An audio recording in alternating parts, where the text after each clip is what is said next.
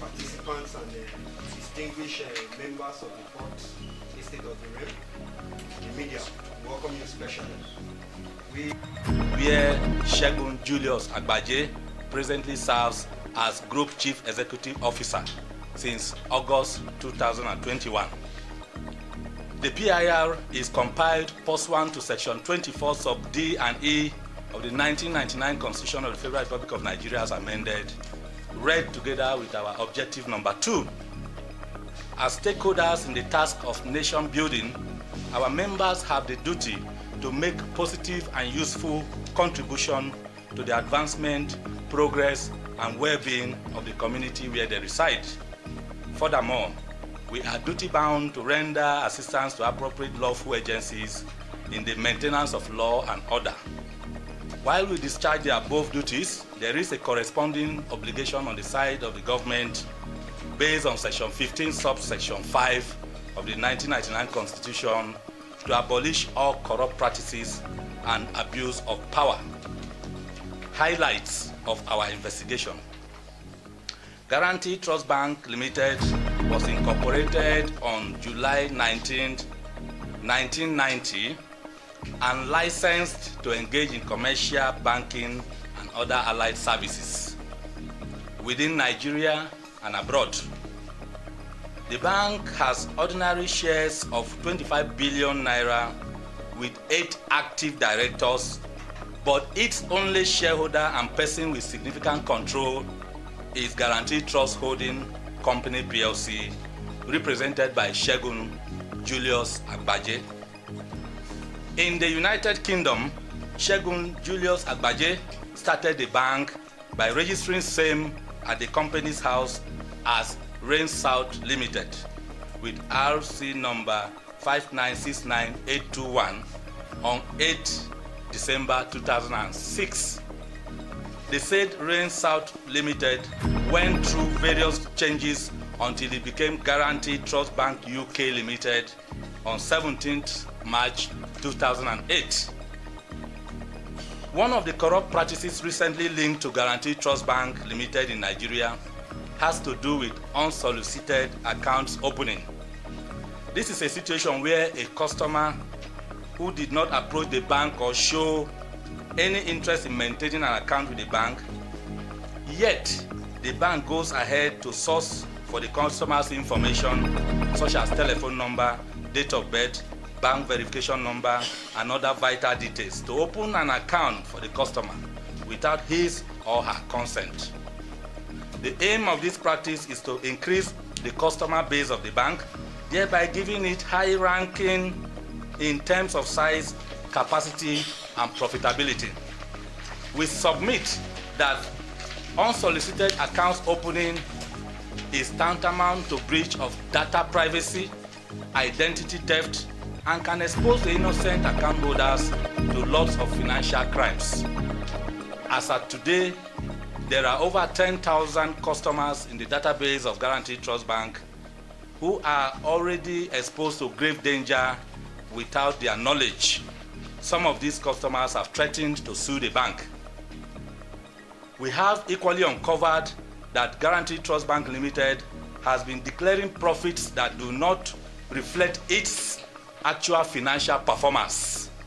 For instance, JITCO PLC on 11 September 2024 released its audited, consolidated, and separate financial statements for the period ending 30 June 2024 to the Nigerian Exchange Group and London Stock Exchange, wherein the whopping sum of 1.004 trillion naira was declared as profit before tax.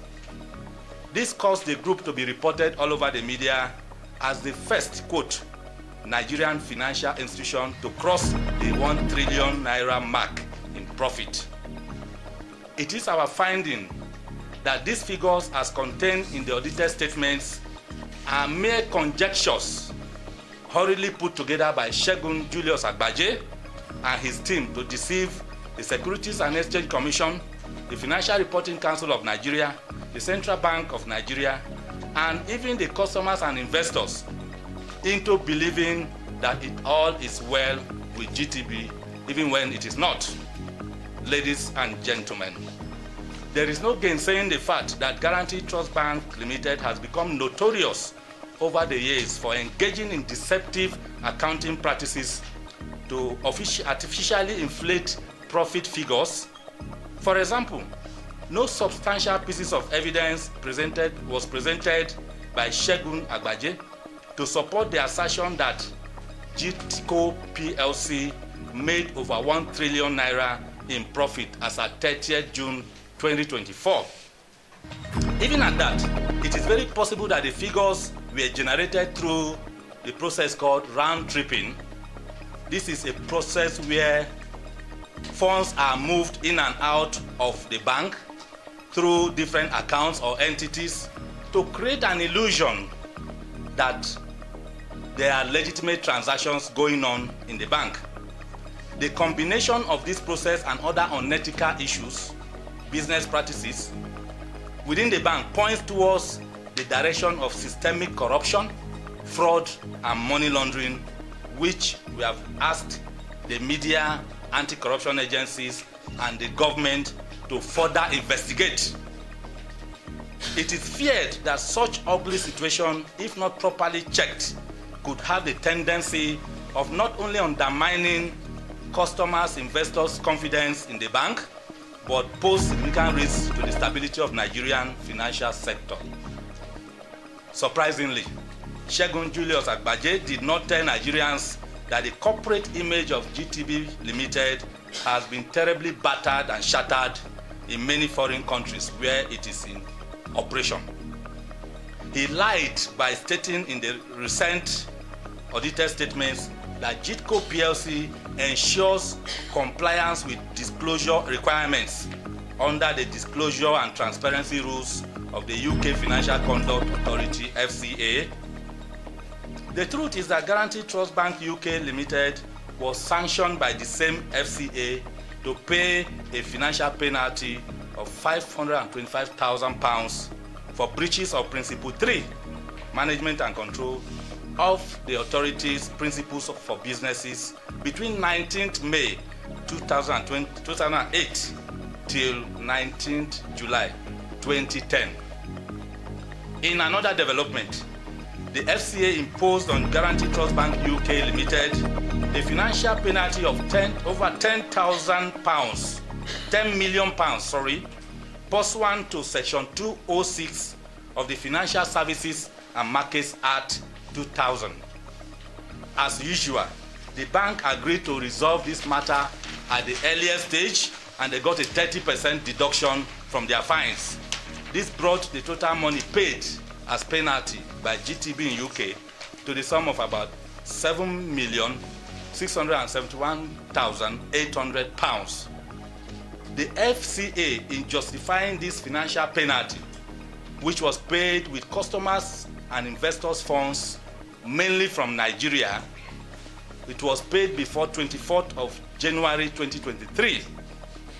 The FCA stated that Guaranty Trust Bank Limited again failed to put in place policies and procedures to prevent and detect money laundering. FCA considered this repeated misconduct to be a direct result of the inability of senior management staff within the bank over a prolonged period of time to formulate and implement an effective plan capable of addressing the weaknesses identified in their anti-money laundering law and other financial systems. Finally, ladies and gentlemen, our investigation took us to the Bank of Ghana, where we discovered that the foreign exchange trading license of Guaranty Trust Bank Ghana Limited was suspended for a period of 1 month with effect from 18th March 2024. The press release dated 4th March 2024 indicates that the said license was suspended as a result of various breaches of the foreign exchange market regulations, including fraudulent documentation in foreign exchange operations.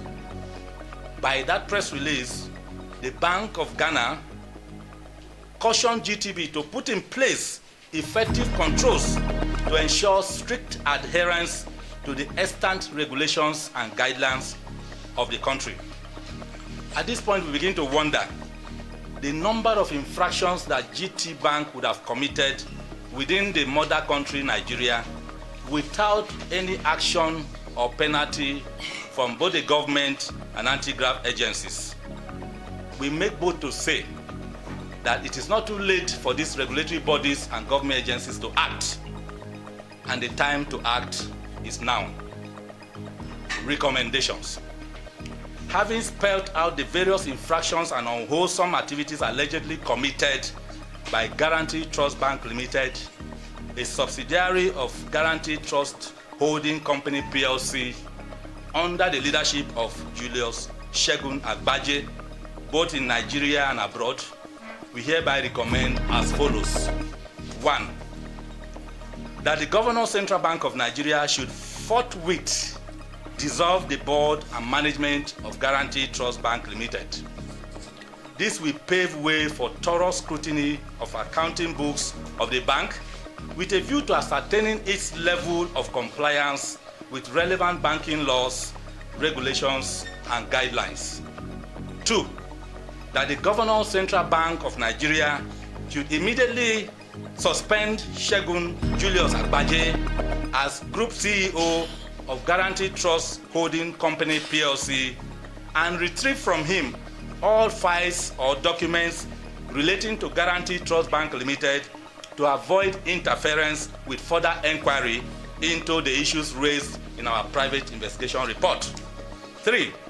That if found wanting in any area of corporate governance, the Central Bank of Nigeria, acting jointly with the Economic and Financial Crimes Commission, the ICPC, the NFIU, the DSS, should decisively deal with Segun Julius Agbaje and prosecute him, just like Mrs. Cecilia Ibru, who practically milked the defunct Oshoni Bank PLC dry, even before the banking consolidation era under Obasanjo regime and Goodluck Jonathan's regime.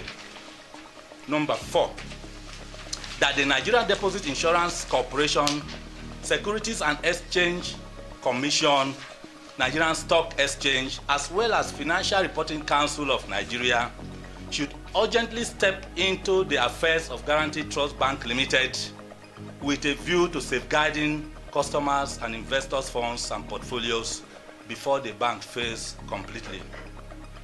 5.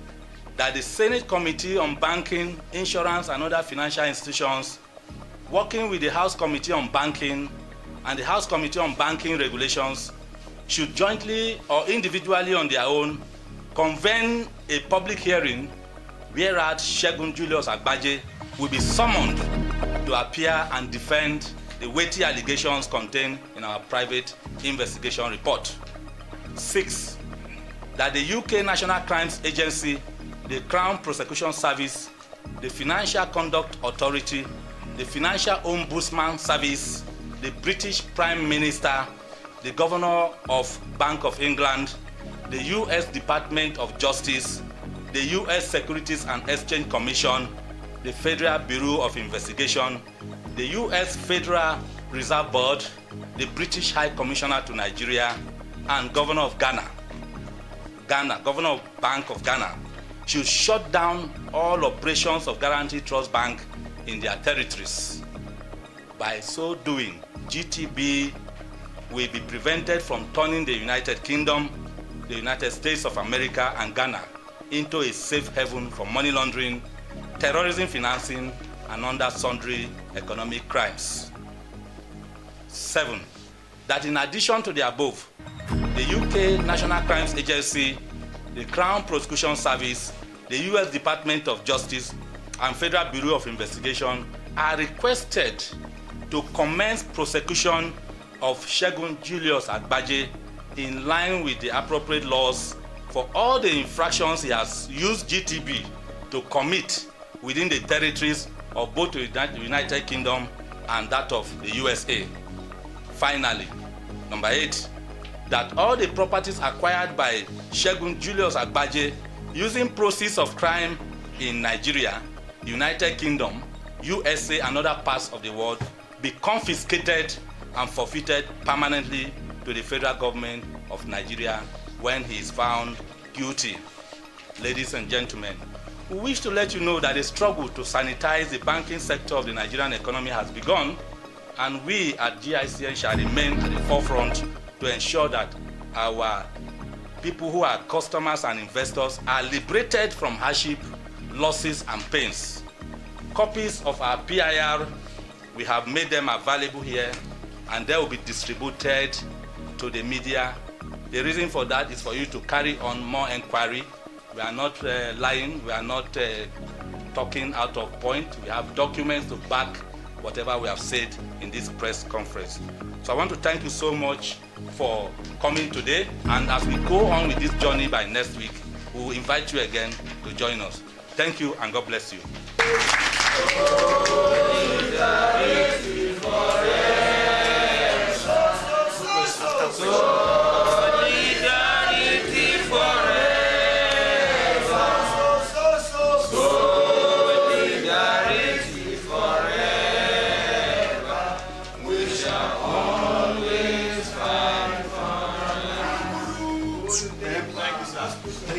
Practice, if you follow anti-corruption, terrorism fight, is that if you have a report that is worthy of further inquiry, you of course you present it to the relevant authorities. We have decided to first of all present them, these documents, to the media. It is intentional. There is no practice that stops that. I can assure you that as we leave this table, we are going to distribute our report to about 22 agencies in Nigeria, UK, and USA. All is for purpose of them to check and see what we have said. Whether it is true, they act on it. If it is not true, they don't want to act on it, it is their concern, they can throw it away. We believe that the quickest way to reach the entire world now is through the media. That's why we first of all present the report to the media. We will step it down by sending copies across to all relevant agencies, and we will call you people again to address you by next week. And as for the infractions that you want to know, there are various infractions, which will group them into acts of corruption, there is act of unsolicited accounts opening, there is declaration of fictitious profits, there is round tripping, there is money laundering, there is terrorism financing, and there is the use of customers and investors' funds to pay penalties in UK. All this we highlighted that were committed by GTB.